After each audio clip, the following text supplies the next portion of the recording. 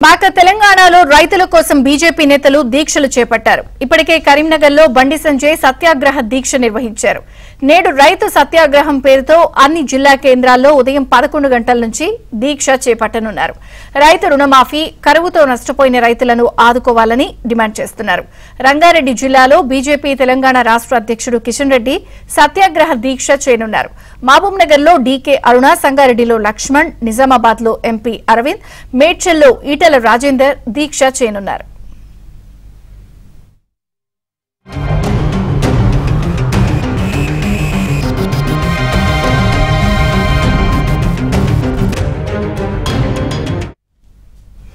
నేటి నుంచి బీజేపీ సత్యాగ్రహ దీక్షలు చేపట్టబోతోంది కిషన్ రెడ్డి అధ్యక్షతన.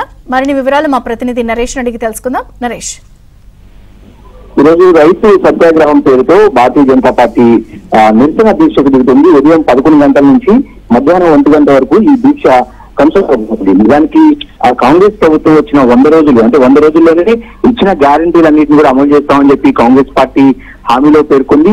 6 గ్యారంటీల్లో ఇందులో భాగంగానే ముఖ్యంగా రైతు రుణమాఫీ విషయాన్ని బీజేపీ పదే పదే ప్రస్తావిస్తూ వస్తుంది. కాంగ్రెస్ పార్టీ అధికారంలోకి వచ్చిన వెంటనే రైతులకు 2 లక్షల రుణమాఫీ అమలు చేస్తామంటూ అప్పట్లో పిసిసి అధ్యక్షుడు రేవంత్ రెడ్డి హామీ ఇచ్చారు. ప్రభుత్వం ఏదైతే అప్పుడు కాంగ్రెస్ మేనిఫెస్టోలో కూడా దీన్ని పేర్కొన్నారు. అయినప్పటికీ కూడా ఇప్పటికీ ప్రభుత్వం ఏర్పడి 100 రోజులు దాటినప్పటికీ కూడా రైతులకు రుణమాఫీ జరగలేదనేది బీజేపీ ఆరోపణగా ఉంది. ఇందులో భాగంగానే ఈ రోజు దీక్షకు రైతు సత్యాగ్రహం పేరుతో ఈ రోజు భారతీయ జనతా పార్టీ రాష్ట్ర వ్యాప్తంగా అన్ని జిల్లాల్లో కూడా ఈ దీక్షలు కొనసాగబోతున్నాయి. కాసేపట్లోనే ఈ దీక్షలు ప్రారంభమవుతాయి. రంగారెడ్డి జిల్లాలో కిషన్ రెడ్డి, అదేవిధంగా సంగారెడ్డిలో లక్ష్మణ్, మహబూబ్ నగర్ లో డీకే అరుణ్తో పాటుగా నిజామాబాద్ లో ధర్మపురి అరవింద్, మేడ్చల్లో ఈటెల రాజేందర్ లాంటి సీనియర్ నాయకులంతా కూడా ఈ దీక్షల్లో పాల్గొనబోతున్నారు. ముఖ్యంగా భారతీయ జనతా పార్టీ ఏదైతే 2 లక్షల మాఫీతో పాటుగా తాజాగా వచ్చిన కరువు వల్ల రైతులు చాలా తీవ్రంగా నష్టపోయారు. సో వాళ్ళకు కూడా పంట నష్ట పరిహారం చెల్లించాలనేది బీజేపీ డిమాండ్ గా ఉంది. దాంతో పాటు క్వింటాల్కు 500 చొప్పున బోనస్ కూడా ఇస్తామని చెప్పి గతంలో అప్పటి కాంగ్రెస్ మేనిఫెస్టోలో పేర్కొన్నారు. కాబట్టి దాన్ని కూడా అమలు చేయాలని